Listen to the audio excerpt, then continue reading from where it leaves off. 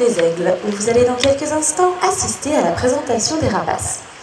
Nos oiseaux sont tous nés et élevés en captivité depuis plusieurs générations. Ainsi, ils n'ont aucune difficulté d'évoluer au milieu du monde et du bruit. Cependant, quelques petites recommandations sont de mise avant de commencer.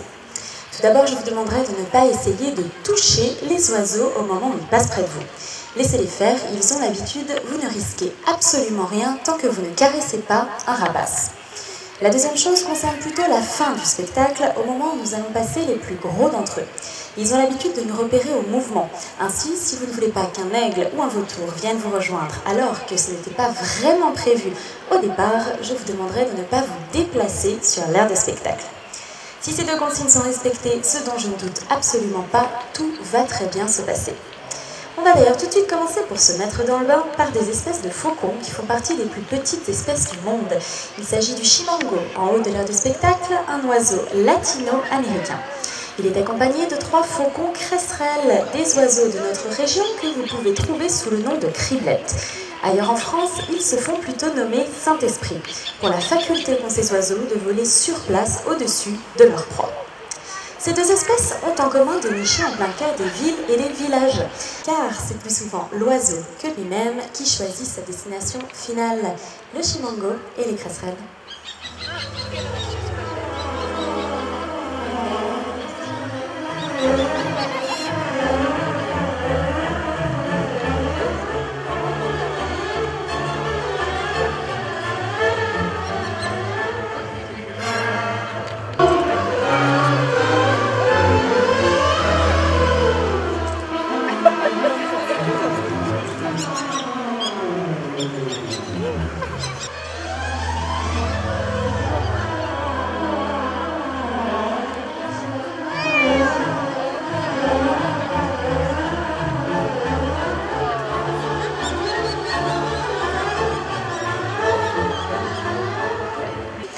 Passer à une espèce de rapace que vous connaissez beaucoup mieux si vous êtes de la région. Il s'agit des buses. Les buses, ce sont ces gros rapaces que vous voyez souvent planer très haut dans le ciel. Contrairement à ce que l'on a pu vous dire, à ce moment-là, elles ne chassent pas. Elles se contentent de surveiller son territoire. Pour chasser une buse, il s'agira de 2 buses variables, oiseaux de notre région, qui sont très facilement reconnaissables car elles portent une barre blanche sur la poitrine. Elles seront rejointes par 2 buses de Harris, 2 buses sud-américaines. Par contre, parmi nos buses variables, nous en avons une qui a un petit défaut. À savoir qu'elle vient systématiquement se poser à vos pieds et cherche à vous tirer les lacets de chaussures. Messieurs, dames, nous avons tout fait pour essayer de nous passer cette mauvaise habitude, mais malheureusement, nous n'y trouvons aucun remède. Ainsi, le mieux, c'est soit de lever les pieds, soit de la laisser faire. En principe, elle ne concerne pas les orteils, mais surtout, et j'insiste vraiment là-dessus, ne cherchez pas à la caresser. Nos buses!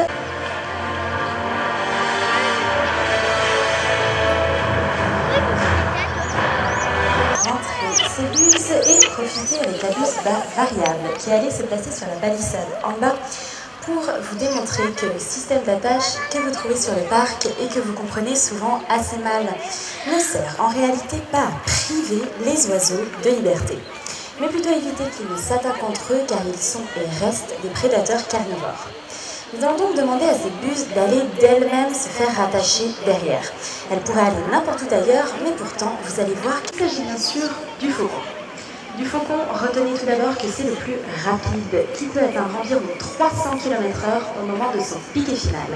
C'est-à-dire quand il s'élève très haut dans le ciel pour finalement se laisser tomber sur sa proie, il la tue ainsi en plein vol.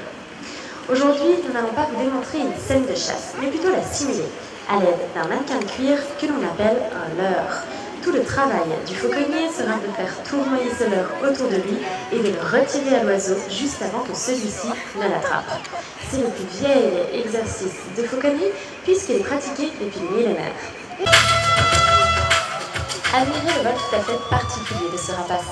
Contrairement aux autres, il n'arrête lui pas une seule seconde de battre les ailes.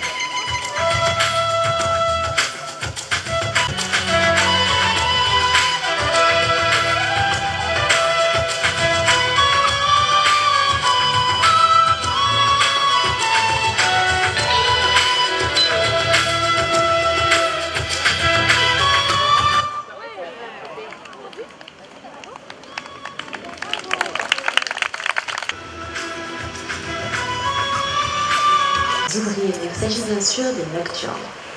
Les premières qui vont apparaître seront les demanderait deux choses. Tout d'abord, c'est une certaine immobilité et surtout beaucoup de silence, car ces oiseaux ont une sensibilité à la lumière qui est à peu près 100 fois supérieure à la nôtre.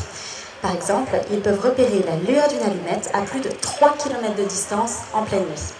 Ainsi, évoluer sous un si beau soleil est pour nous tout à fait plaisant. Pour eux, c'est un réel défi, surtout qu'ils ne voient qu'en noir et blanc. Ainsi, aujourd'hui, ils ne vont voir qu'un grand masque blanc avec des formes grises. Pour nous repérer, il n'y a que la voix et le geste.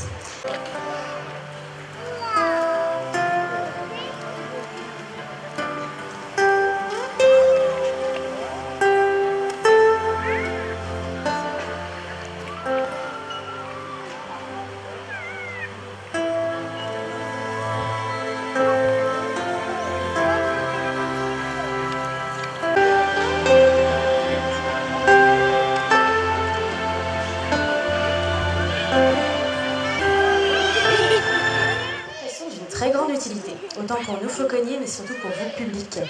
Car grâce à elle, vous pouvez sans peine différencier des chouettes, des hiboux. Un hibou égale Y, une chouette, elle, n'en a strictement jamais. Pour l'instant, nous allons vous présenter deux autres hiboux grand-ducs qui sont nés dans notre parc il y a maintenant 3 ans. Ils seront accompagnés d'une grande chouette d'Asie du Sud-Est, la chouette Let's.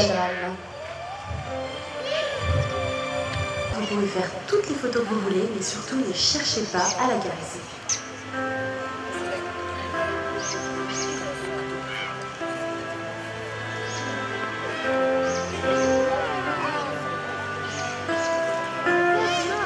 Ainsi, dans notre parc, nous nous efforçons d'essayer de préserver toutes les espèces en captivité qui ont tendance à disparaître des milieux naturels.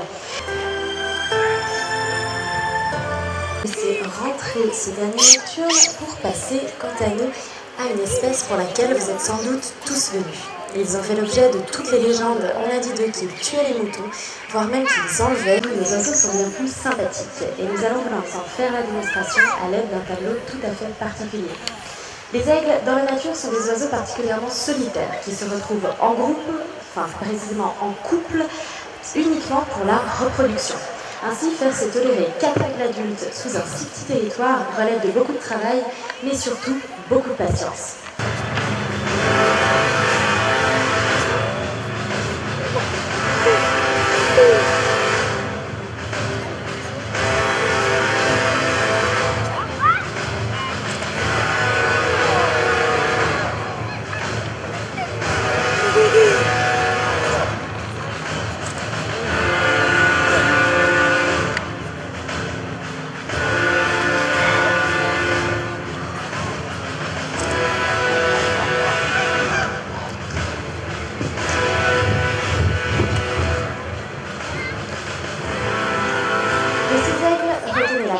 La puissance, mais surtout la vue.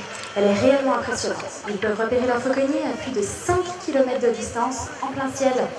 Si nous voulions avoir la même acuité visuelle que ces aigles, il faudrait que nos yeux aient la taille d'une orange dans notre boîte crânienne.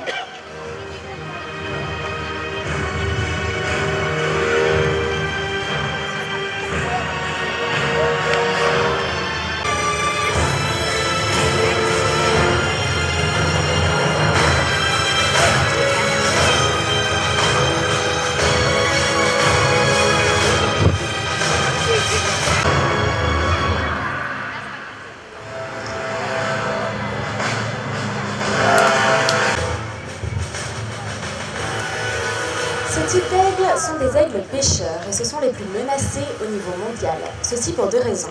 Tout d'abord à cause de la surpêche qui les prive d'une bonne partie de leur régime alimentaire. Ensuite à cause de la pollution des eaux.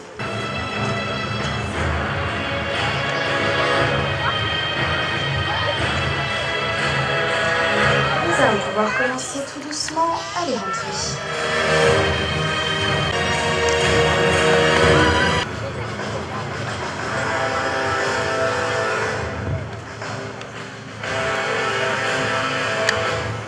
Nous allons vous le présenter d'une manière un petit peu plus spéciale, à savoir que ça va se passer sur le bassin central où je vais lui jeter un petit morceau de peau qu'elle devra prendre comme s'il s'agissait de sa proie.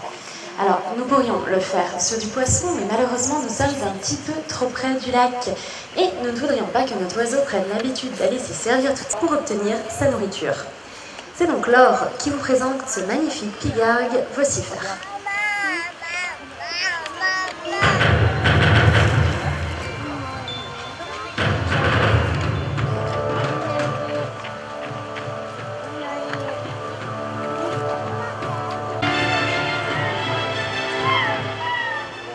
Dans la nature, pour que les pêches soient réussies, il faut que le poisson soit à peu près à moins de 20 cm de la surface de l'eau.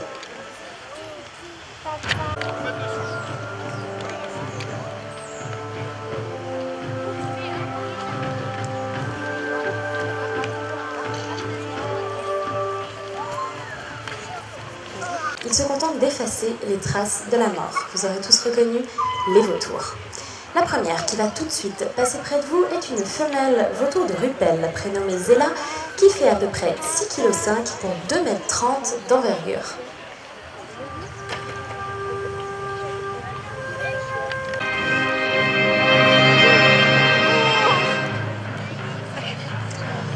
Pendant qu'elle passe près de vous, j'attirerai votre attention sur deux choses. Tout d'abord, ce sont les pattes de l'oiseau qui sont réellement impressionnantes, mais pourtant totalement inoffensives. Elles ne lui servent qu'à marcher. Il n'a d'ailleurs même pas de serre, mais simplement des ongles. La deuxième chose, c'est le bec. Il est tout aussi impressionnant, mais par contre à juste titre. À savoir que c'est un outil particulièrement bien adapté à sa...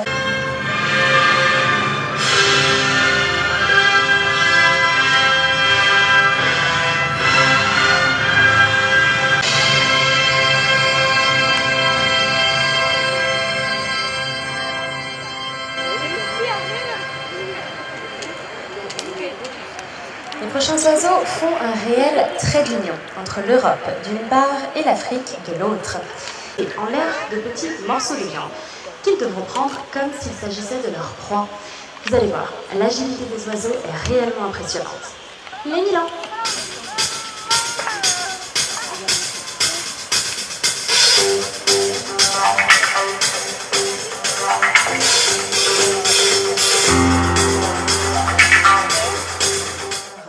Pour cela, il faut regarder la queue des oiseaux. Chez ces milans, elle est échancrée en forme de V, alors que chez une buse, elle sera arrondie en forme d'éventail.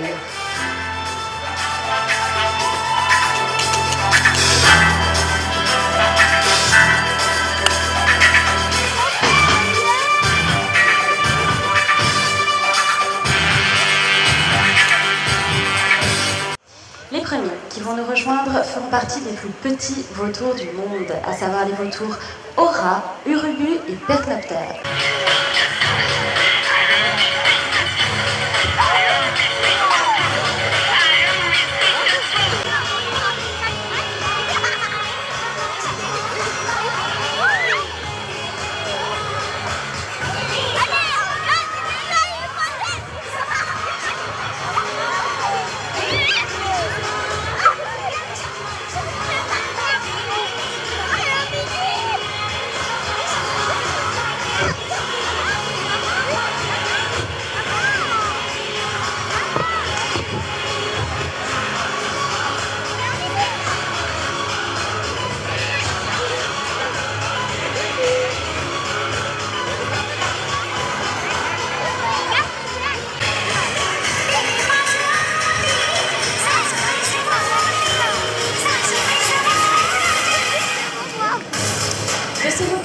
Retenez l'aspect grégaire. Ils ont pour habitude de vivre en colonie.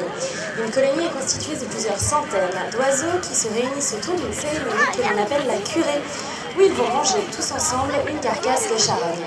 Les premiers à arriver sont les plus gros, suivis ensuite des plus petits qui finissent les restes.